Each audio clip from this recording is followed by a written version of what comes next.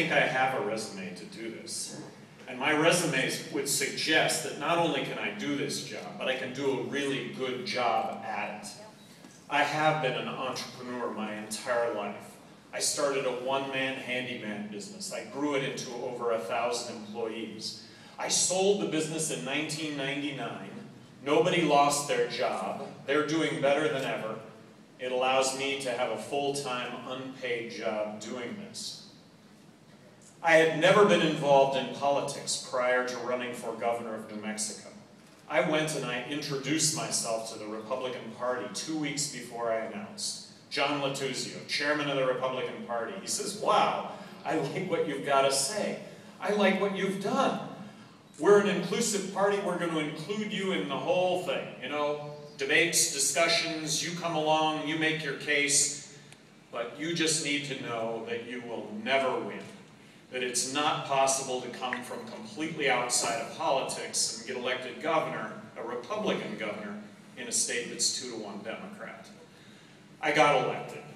I'd like to think it was based on what I had to say, which was just to bring a common sense business approach to state government. Best product, best service, lowest price. Let me make decisions in my life that I should be making, not the government. Less government is better government. I got elected. I may have vetoed more bills as governor of New Mexico than the other 49 governors in the country combined. Woo! I vetoed 750 bills. I had thousands of line item vetoes as governor of New Mexico. I took line item veto to a new art form. It made a difference when it came to billions of dollars worth of spending. It made a difference when it came to legislation that, in my opinion, was just going to add time and money to all of our lives, wasn't going to make us any healthier, wasn't going to make us any more safe. It was just going to make, like I say, add more burden to the lives that we were living. So I said no. Well, how did that all turn out? In a state that was 2-to-1 Democrat, being a penny pincher, talking about less government, talking about keeping government out of the bedroom, I get elected governor, re-elected as governor by a bigger margin the second time than the first time. I should have been ridden out on a rail. I think it just speaks volumes to the fact that people really appreciate good stewardship of tax dollars. Three things in the course of this presidential cycle. One, they did a poll of all the presidential candidates and their favorabilities in their own states. There's only one presidential candidate in this cycle, and I'm talking about all the presidential candidates, who's viewed favorably in his or her own state. It's me. How does that work out in New Mexico? In New Mexico, people wave at me with all 5 fingers, not just one.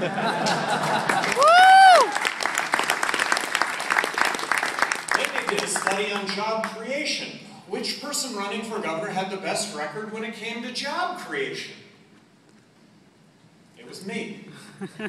My response to that was the same as it was when I was governor of New Mexico. I didn't create one single job as governor of New Mexico. The private sector creates jobs, but I created an environment of certainty. I appointed all the boards and commissions. I appointed the heads of all the agencies. I controlled all rules and regulations, and I would suggest to you that rules and regulations got better on a daily basis with just a fundamental basis in common sense. Less time, less money, make it easy to comply with government. And then lastly, and I think this is really important, the ACLU last December came out with a report card on all the presidential candidates and how they do on civil liberties. Now the ACLU, a group dedicated to civil liberties, a group dedicated to the Constitution, the first 10 amendments to the Constitution, a group dedicated to civil liberties, came out with a report card. 24 liberty torches was a perfect score. This is important. Mitt Romney, Rick Santorum, 0 liberty torches out of 24. Oh my. Newt Gingrich, 4 liberty torches out of 24. President Obama, 16 liberty torches out of 24. Ron Paul, 18 liberty torches out of 24. Gary Johnson, 21 Liberty Torches out of 24. Woo!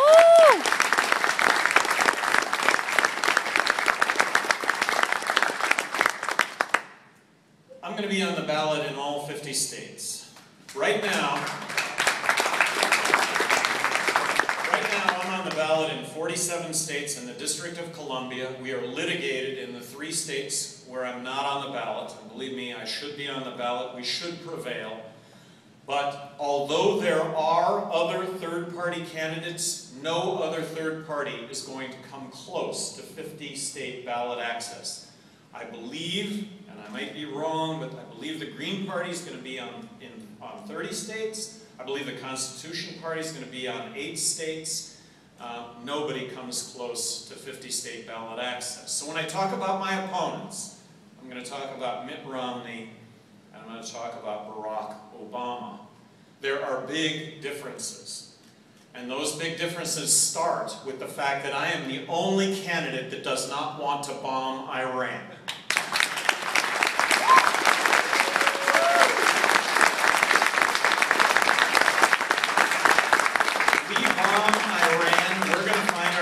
In a 2-year bombing maintenance program of Iran, we're going to make another 100 million enemies to this country that we would not otherwise have.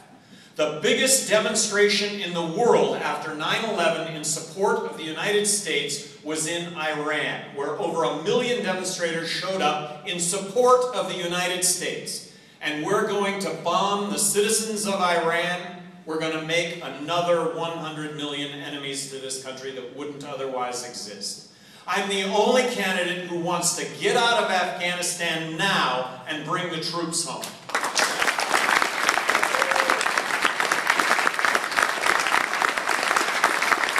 Politicians that beat their chests and are going to save us from all the ills of the world, they're going to save us from the terrorist threat, and it comes at a cost of hundreds of thousands of innocents dying in the countries that we are militarily intervening in. It comes at a cost of our men and servicewomen dying, coming back in body bags, coming back with their limbs blown off. Let's stop with the military interventions that have us with hundreds of millions of enemies to this country that we wouldn't have but for those military interventions.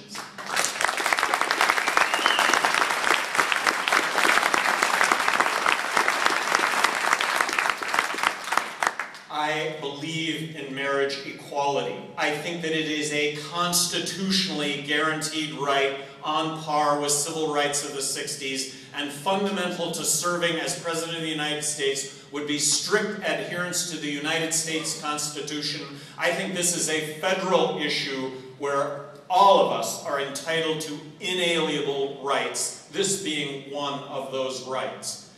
I am the only candidate that wants to end the drug war. Let's legalize marijuana now.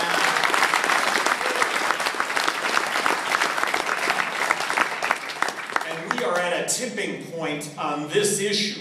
Colorado has it on the ballot in November to regulate marijuana like alcohol. I think it's going to pass. Let's not forget that 6 years ago, Denver citizens voted to decriminalize marijuana on a campaign based on marijuana being safer than alcohol.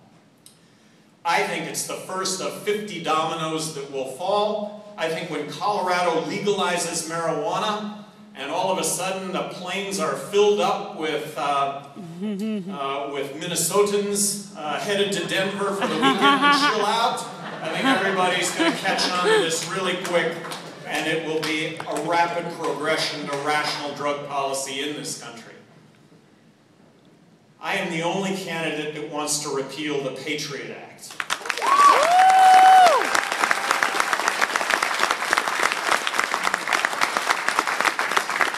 How does the veto work? If I would have been President of the United States, I would have never signed the Patriot Act in the first place. There would be no Homeland Security. There would be no TSA. I would leave airport security to the airlines, to the airports, states, municipalities. There are big, big differences between myself and my opponents. I am the only candidate that would not have signed the National Defense Authorization Act, allowing for arrest and detainment of you and I as U.S. citizens without being charged.